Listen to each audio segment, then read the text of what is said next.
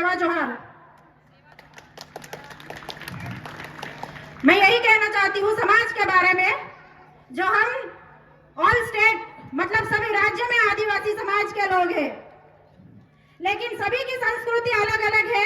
हम माड़िया समाज की संस्कृति अलग है, अब मुरिया समाज की संस्कृति अलग है, लेकिन हम सब एक आदिवासी है जो शेड्यूल ट्राइब में आते हैं।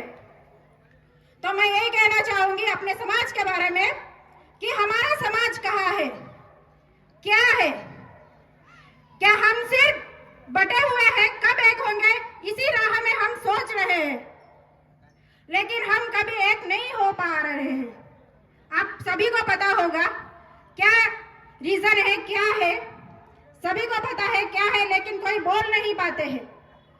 आज यहाँ मुरिया समाज में सबसे ज्यादा युवाओं का महत्व है जो यहाँ पे चल रहा है। मुझे तो इधर की लैंग्वेज ज्यादा नहीं आती है, हमारी माड़िया है और इधर मुरिया लैंग्वेज है, थोड़ा थोड़ा हल्बा टाइप है, तो थोड़ा बहुत समझ में आती है।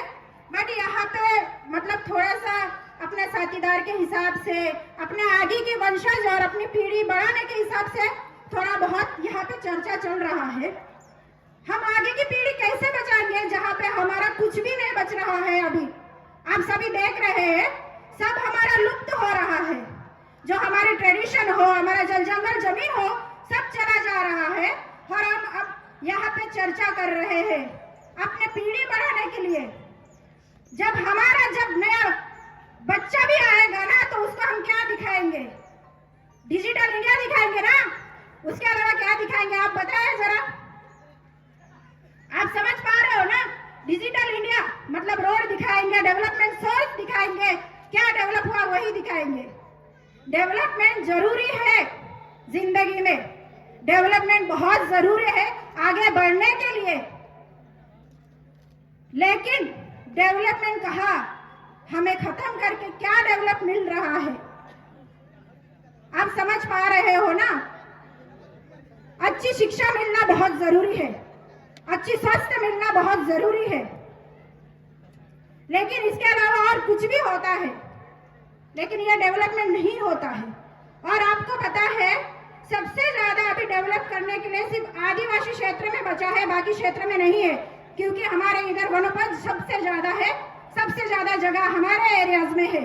शहर में तो बहुत बड़े बड़े बिल्डिंग है, मेट्रो चलती है, ट्रेन चलते हैं, सब चीजें चलते हैं, लेकिन वो चलने के लिए जगह भी तो चाहिए, सभी चीजें चाहिए, लेकिन वो अब कहाँ पर है? सिर्फ हमारे आदिवासी क्षेत्र में है, जहाँ पे सबसे ज्यादा हम लोग हैं। हमें गर्व है हम आदिवासी है, हमें गर्व है हम आदिवासी है, लेकिन कब तक सब कुछ चला जा रहा है।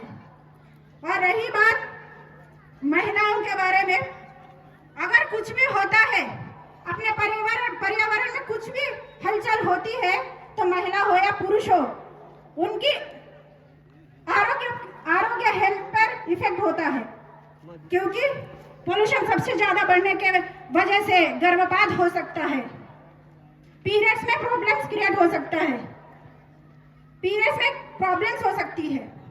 तो आप सभी समझ सकते हैं कि क्या प्रॉब्लम होता है ज्यादा पोल्यूशन होने के बाद।